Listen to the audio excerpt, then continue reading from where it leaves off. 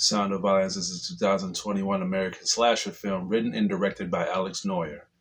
In his directorial debut, inspired by his short film Conductor, Alexis, who has recovered her hearing after witnessing the brutal murder of her family at the age of 10, has synesthetic abilities awakened in her and starts a journey of self discovery through brutal violence by killing people whom she suspects no one will miss. This movie is freaking horrifying.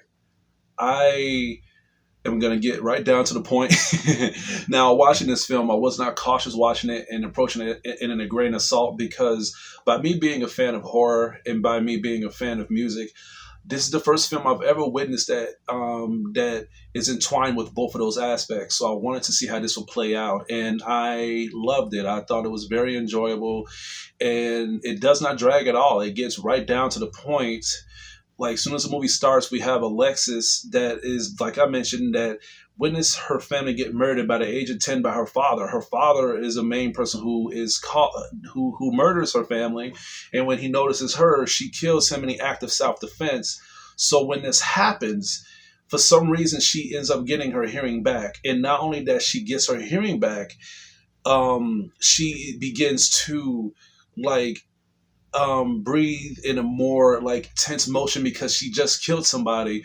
But when she begins to see these visions of sound inflecting upon her, which is which is the vision of sound. We all know that sound is vibration, but this movie wanted us to have a vision of how sound looks, and the CGI with the sound and the cinematography was great. I love the way how they have made the sound looked upon the screen as we viewers was inflecting to it. I had no problem with it. I think that if music had a vision, I think that would be the look of it.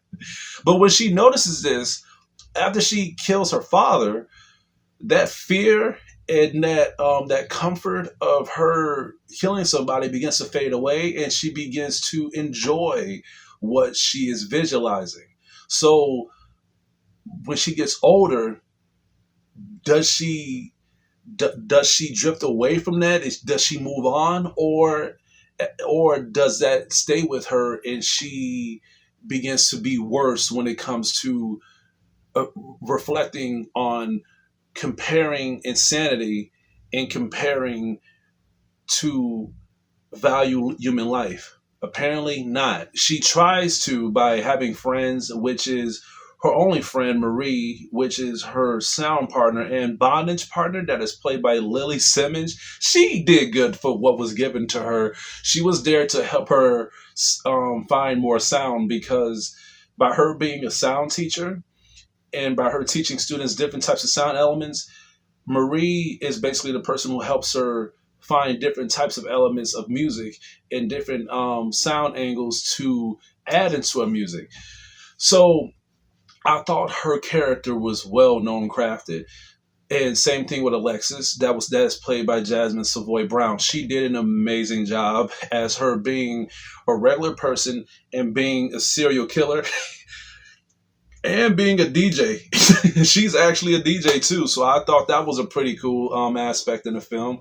Now, I wanted to see how things are going to play out when it comes to her balancing her insanity and balancing her committing these murders, how things are going to play out, and how the music was going to inflect on all this. Now, when she gets older, she begins to realize that because her hearing is still there, ever since she committed that first murder, she has gotten her hearing back at the age of 10, but as she got older, her hearing is beginning to fade away. And only times her hearing would come back is if something loud would come to her through her ears, like a honking sound of a car or someone screaming at her, like stuff like that. But it's only momentarily. So she would go to the doctor and she would tell the doctor the situation, and the doctor would tell her, hey, look, like maybe it's your age getting to you, and by your hearing fading away and coming back, that's a warning sign saying that you might lose your hearing again. And the way how they do the sound, how it begins, because I pay attention a lot to the sounds of movies, and by her being not able to hear, I wanted to see how it will play out through the film by us hearing the effects of the movie, and they did it well. I like there are scenes where she talks or where she hear crowds, and you could hear like the crowds and the voices of the people talking to her begin to fade away through one speaker out to another, which is one of her eardrums is beginning to not hear correctly, and then it begins to reflect on the other side. If you have surround sound speakers or a sound bar that has good quality hearing structure, you should definitely check this movie out. I was amazed. In fact, I thought there was something wrong with my sound bar. But then when the hearing came back, it jumped me a little bit. I was like, wow, Jesus. But they've done that for a jump scare perspective, which was pretty creative in my opinion.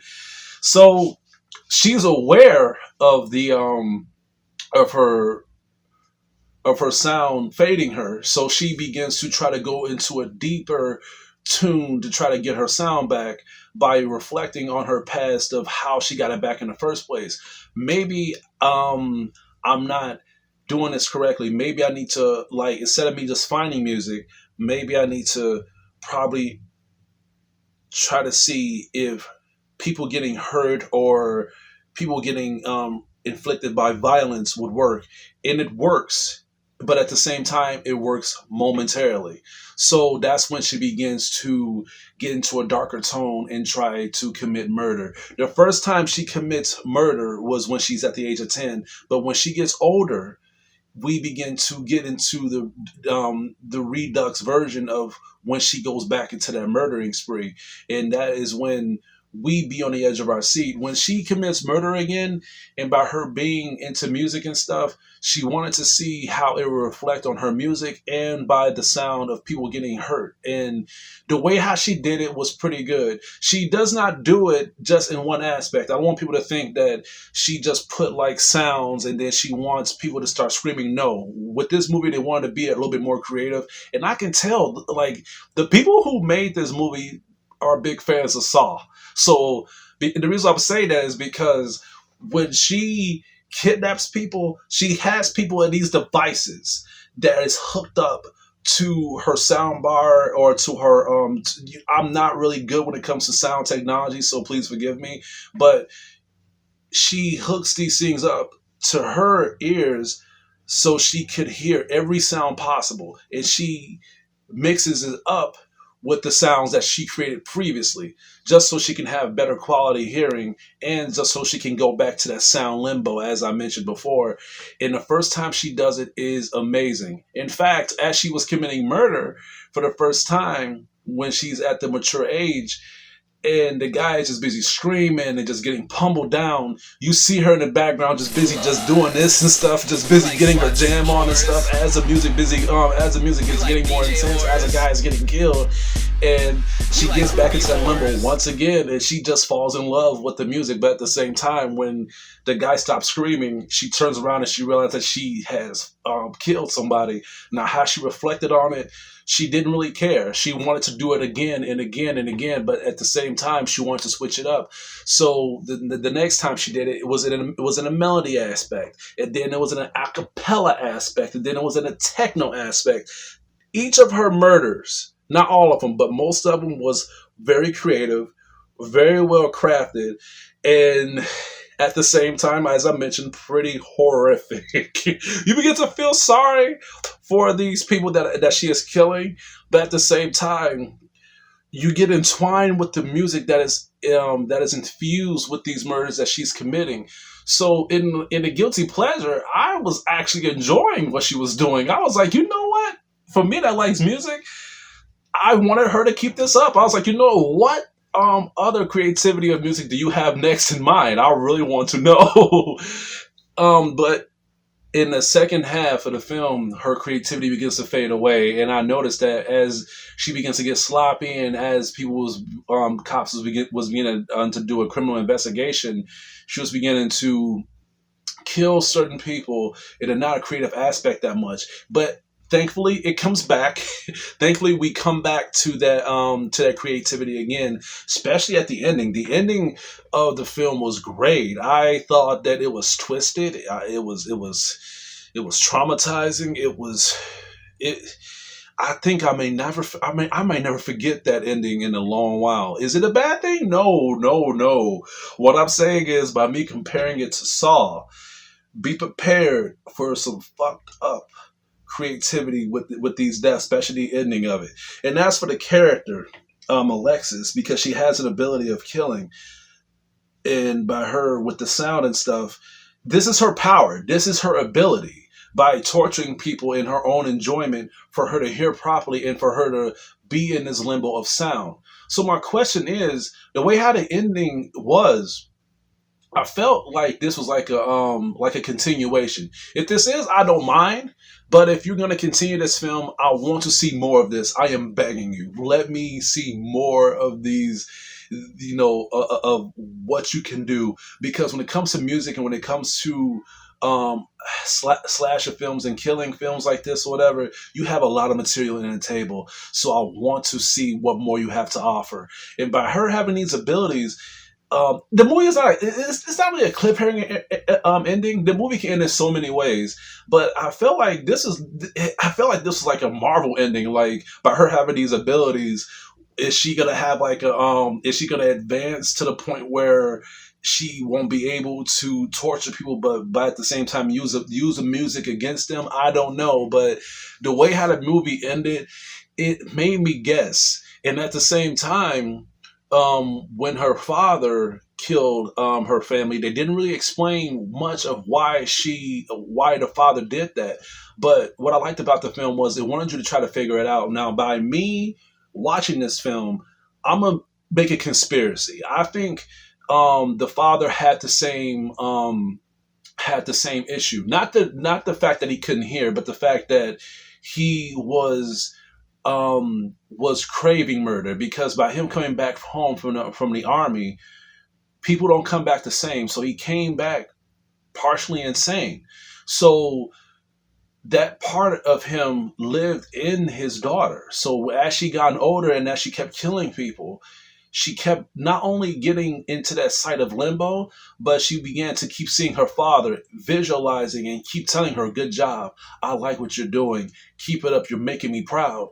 So, and I could be wrong. He probably was deaf. He probably wasn't able to hear, but I don't know. I really want to know, like, did her father have that same type of condition to where when he was in the field in the army, when he ended up killing people, was he in that same active limbo where he was beginning to inflect on the killing and he was beginning to like the sound of murder and destruction, and he began to start shooting everybody as he was in this world, and he ended up getting killing sprees and kill counts. He ended up beginning to shoot nukes down. I'm going over the top right now, but I'm getting very excited.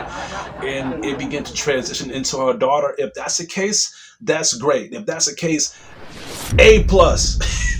A plus in my opinion. But that's just my conspiracy. That's just how I feel about it. But overall, for what the movie has given us and what I have figured out in evidential method of what I've seen in a film, I love it. I thought it was great, and I am satisfied for what I've seen. I'm gonna have to give Sound of Violence an A. Even though this is a film that is indie, and I notice a lot of indie films is booming. Indie films are doing great right now, and I highly recommend you guys watching this, especially if you like horror, if you like music, check this out. This movie pleased me in both of those aspects, and it didn't even let down. Like I said, I could have given it an A plus, but only if those things was warranted, as I mentioned. And not only that, but I wanted more of this film. I wanted more. For an hour and 30-minute film, I got what I wanted, but at the same time, it's like me having something that I've ordered from the store, and then right when I got it, right when I was getting my child down, my parents took the plate from me. I got what I wanted, but at the same time, I was not completely like, I want more of it, damn it. Well, that's all I have for today. Please stay tuned for more of my reviews and upcoming videos coming your way. This is Hugo, your critic teacher, and you guys have a damn good day.